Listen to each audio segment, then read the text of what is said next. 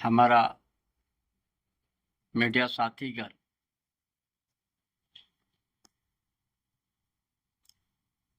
झारखंड अलग राज्य होने के बाद दुख भरी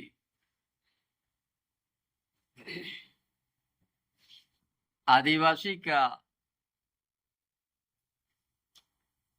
दुख भरी बातों आप लोग को सुनाएंगे।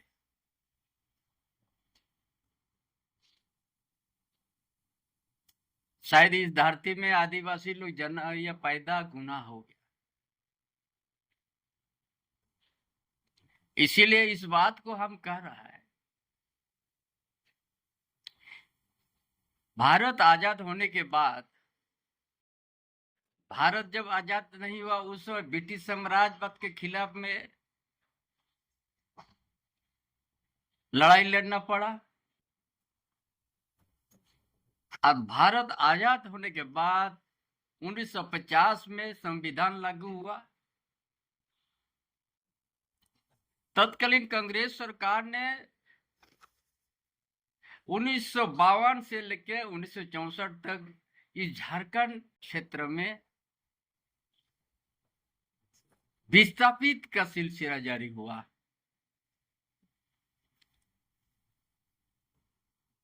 एचएसी रांची, ये शेड्यूल एरिया में पड़ता है। ये एचएसी में 7,000 एकड़ अधिग्रहण हुआ। कितना आदिवासी, कितना मूलवासी गांव उजड़ गया। प्लांट कितना में बना? एचएसी 500 एकड़ में बना। दिल नहीं भरा, उस विस्थापित कौन हो गया? उस परिवार।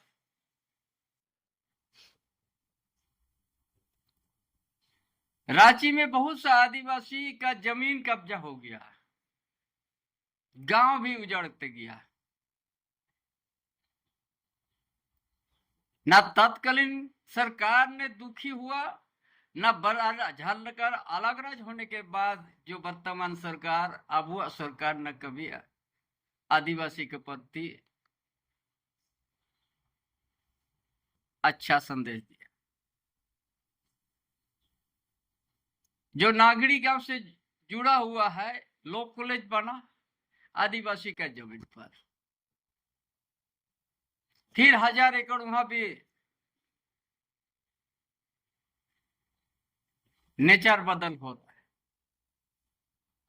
फिर नागरी में 227 एकड़। एक ठू बचा था इस रांची 3 विधानसभा क्षेत्र में, रांची, कांके विधानसभा और हटिया। अभी एक भी रेवेन्यू विलेज नहीं बच रहा है। एक ठू नागरी बचा हुआ, तो ये अब वह सरकार उसको बिना अधिग्रहण करके, बिना नोटिस करके अपना सत्ता का घमंड वहां फोर्स भर दिया और काम चालू कर दिया। ना भूमि पूजन तक नहीं हुआ। नगरी गांव का आदमी से एक बात भी संवाद करने भी उसको उचित नहीं समझा। इस देश में, इस राज्य में भी भूमि अधिग्रहण अधिनियम भी है।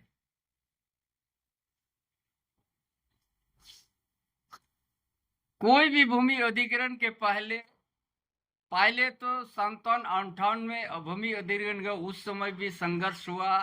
तत्कालीन मुख्यमंत्री बिहार सरकार के बहुत विरोध हो रहा है, ये जमीन को छोड़ देंगे। लेकिन उसका बाद कंटिन्यू 1912 तक खजना देते आया नागरी ग्राम का, 12-13 तक। उसका बाद बंद हो गया। ये भी कोई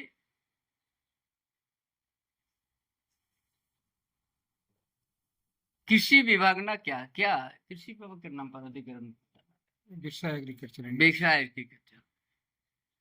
वो भी लिख के दे दिया कि हम अधिग्रहण नहीं किया है। तो हम समझते हैं कि क्या भूमि अधिग्रहण का क्या प्रक्रिया है।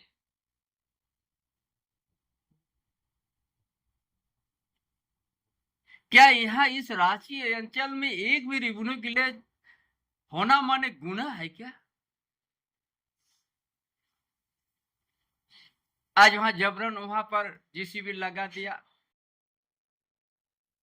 नगड़ी गांव में अब चूल्हा जलना बंद हो गया, भूमिहीन कर दिया नगरी ग्राम के आदिवासी को।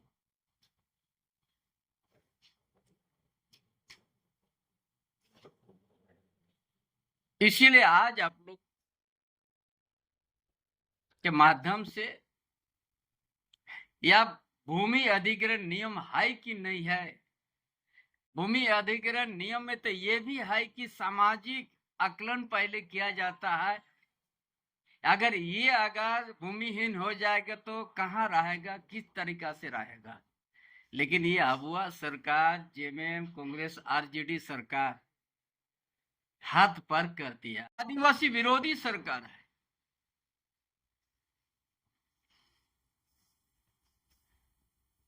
और इसके लिए न्यायालय भी चला जाएगा वहां का परिवार। और आज काल से 10 दिन के अंदर में लाखों यहाँ झारखंडी आदिवासी मूलवासी आएगा और उसको एक जन आंदोलन को सामना करना पड़ेगा। ज्यादा दिन नहीं, काल से 7 दिन नहीं तो 10 दिन के अंदर में इतना आदिवासी जुटेगा, कोई सोचा नहीं होगा।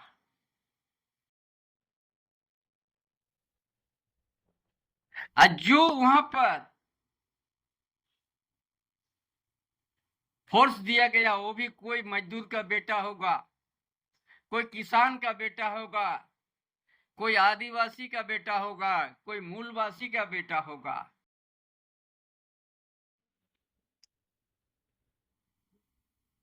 लाखों के संख्या में जो आएगा उसका बाद उसका राइफल कितना ताकत है देखते। क्या समझ लिया यहाँ का आदिवासी को? जब मन तब उसमें बाउंड्री कर दो, जब मन तब घेराव कर दो। व्यवस्था क्या कहता है? अरे जिस गांव को आपने उजाड़ रहा है उस गांव से आप एक दिन भी बात नहीं कीजिएगा। तत्कालीन बिहार सरकार वहां पर पीछे हट चुका था।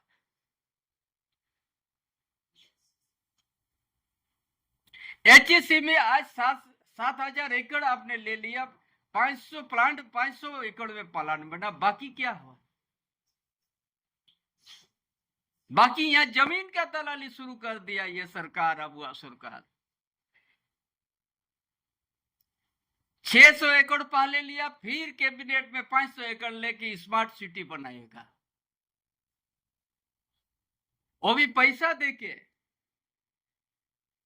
वहां का रैयती कहां चल गया? आपका भूमि अधिग्रहण अधिनियम क्या कहता है? जो जमीन आप उपयोग नहीं कर रहे हैं तो सत्ता उसको रैयत को वापस कर दो। यहाँ आप 70 साल तक ये जमीन में आप कुछ नहीं कर सका, यहाँ तो कोई कंपनसेशन नहीं लिया है, कोई ये लोग को नोटिस तक नहीं किया कि पीढ़ी यहाँ पर गुजर गया खेती करके। जो लोग सत्ता में बैठा उस समय कोई फायदा नहीं हुआ था। 57, 58 में उस समय अधिग्रहण हुआ था, अविभाजित बिहार सरकार किया था, वो भी कांग्रेस था। उस समय अधिग्रहण नहीं हुआ और ये लोग सुना सुने में अधिग्रहण का बात कर दी।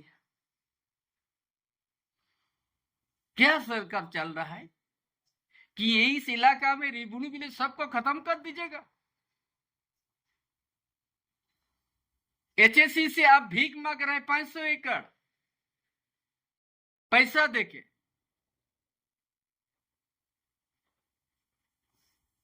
क्या वहां का मूल रैयत का अधिकार नहीं है? क्या भूमि अधिनियम नहीं कहता है?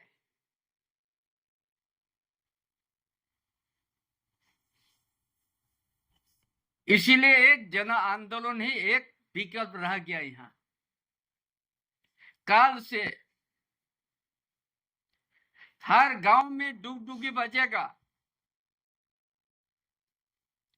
एक मुट्ठी चावल और 10 रुपया,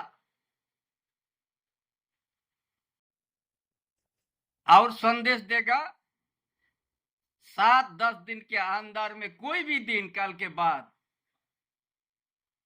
किसी भी समय यहां पर लाखों आदमी घुसेगा।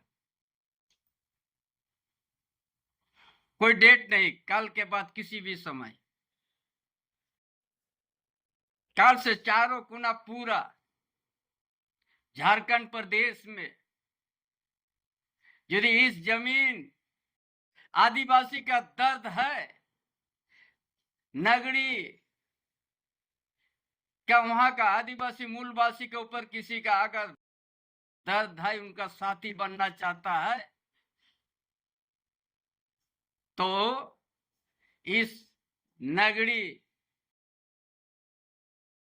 जमीन संघर्ष समिति जो पिछले बार आह्वान किया था, इस बार भी आह्वान कर रहा कि यहां लाखों की संख्या में आएंगे।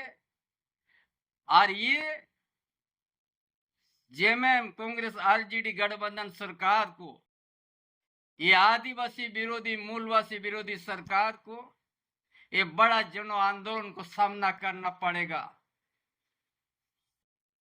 और न्यायालय का दरवाजा भी जाएगा यहाँ का दर्द कि हम क्या इस रांची अंचल में आदिवासी पैदा होना क्या गुनाह है?